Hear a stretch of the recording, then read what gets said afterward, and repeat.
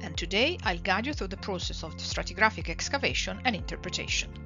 Using a single archaeological sequence as our case study, we will examine how layers, cuts, fields and structures are recorded, analyzed and organized into a coherent chronological framework through the Harris matrix.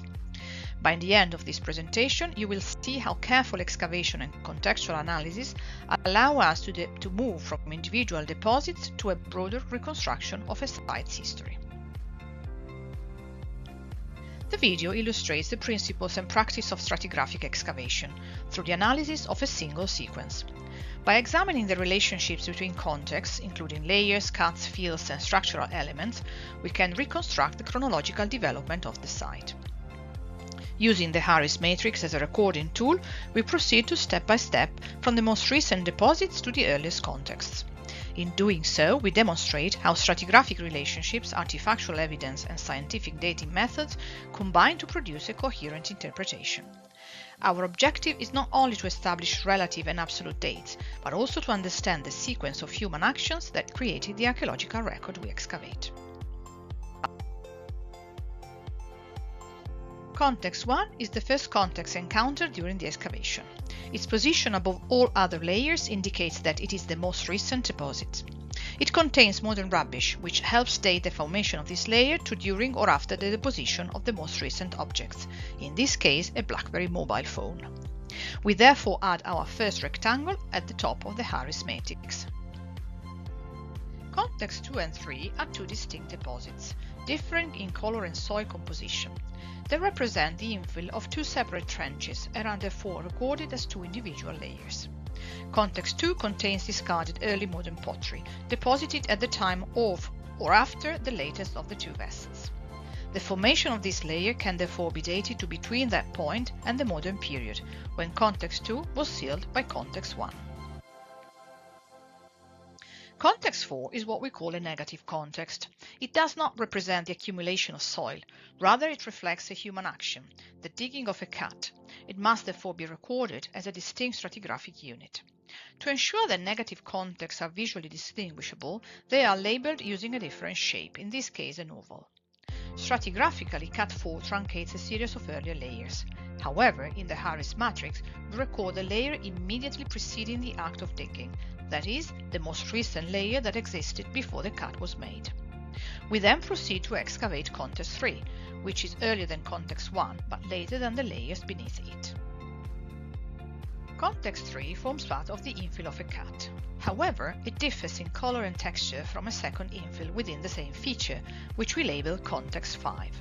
This indicates that the cut was filled with material derived from different sources and may have remained open for a period of time before being completely backfilled. For this reason, we cannot excavate Context 3 and 5 together, as they may represent separate depositional events that occurred at different times and possibly for different purposes. In the Harris matrix, we therefore record Context 3 as overlying Context 5. Both Context 3 and 5 form the fields of Cut 6. At this stage, we therefore have two cuts, Cuts 4 and 6, both of which truncate a series of earlier layers. Which one of these should be excavated first? As shown in the stratigraphic sequence, Context 7 lies uppermost and must therefore be excavated first. We could also excavate Context 8 and 9, as these too are truncated by Cut 4. However, we cannot determine precisely when posts 8 and 9 were inserted. They may have been placed at an earlier stage in the sequence. Alternatively, they may originally have formed part of a structure that was later truncated by Cut 4. They could, for example, be contemporary with Context 7, but this cannot be determined with certainty at this stage. Only once the overall interpretation of the site has been completed will we be able to place them securely within the broader chronological sequence. Radiocarbon analysis could also be undertaken to provide a probable date range. Once Context 7 has been removed, we proceed to excavate Context 10. Context 10 sealed two soil deposits, Context 11 and 12, which abut a brick wall. As Contexts 11 and 12 were physically distinct during excavation, they were assigned separate context numbers. However, following excavation, after examining the artifacts recovered from both layers and assessing the soil color and composition, it became clear that they represent the same deposit. In the Harris matrix, they are therefore linked with an equal sign to indicate their equivalence. Although these layers lie below the top of the wall, their abutment against it indicates that they were deposited after the wall had already been constructed. For this reason, they are excavated before investigating the wall itself. The same applies to contexts 13 and 14, which are treated in the same way as contexts 11 and 12. They were recorded separately in the field due to their physical distinction, but following post-excavation analysis, they are interpreted as representing the same deposit and are therefore linked as equivalent in the Harris matrix. It is now time to remove contexts 8 and 9 in order to reveal cats 15 and 16. After this, we can proceed with the excavation of contexts 13 and 14. These layers contain materials dating to the Roman period. As usual, we keep layers and artifacts separate during the excavation. Any equivalences between contexts are established later during the interpretation phase of the site. The date of a layer is determined by the date of its most recent artifact, its terminus post quem, and by its stratigraphic relationship with the surrounding deposits, in this case its position beneath contexts 11 and 12. In context 13, a Roman glass perfume bottle dating to the 1st century CE was recovered.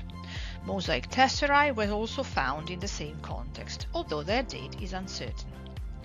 In context 14, Roman red slipware dating to the 1st century CE was discovered along with a gold brooch, a fortunate find, dating to the 3rd century CE.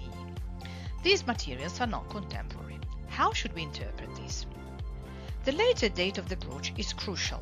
It provides the terminus post quem for the deposition of the layer, indicating that context 14 cannot have formed before the 3rd century CE. The earlier Roman materials are therefore likely residual artifacts redeposited from elsewhere. This suggests that context 13 and 14 may represent a leveling deposit placed against the wall at a time when the wall was no longer in use. The brooch allows us to date this event to the 3rd century CE or later, and certainly before the insertion of the post represented by context 8 and 9. Radiocarbon analysis of the posts indicates a late 4th century date. It is therefore likely that contexts 13 and 14 were created sometimes between the 3rd and late 4th century CE. Contexts 17 and 18 represent a brick wall and its foundation. As context 17 consists of material deposited after the construction of the wall, it must be recorded and excavated before investigating the wall structure itself.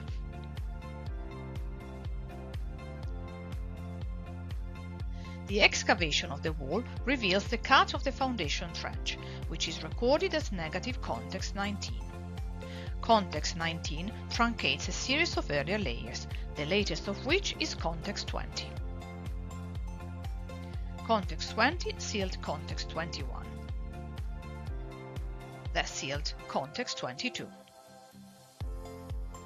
That finally sealed context 23. Context 23 is the earliest deposit identified in the sequence and is therefore recorded as the base of the Harris matrix. The materials recovered from the context are prehistoric but represent mixed chronologies. As in previous cases, the most recent artifacts within the layer, in this case a flint arrowhead, provides the terminus post quem for the deposit. The formation of context 23, therefore, occurred between the latest date indicated by the arrowhead and the deposition of context 22, which seals it. This completes our excavation sequence.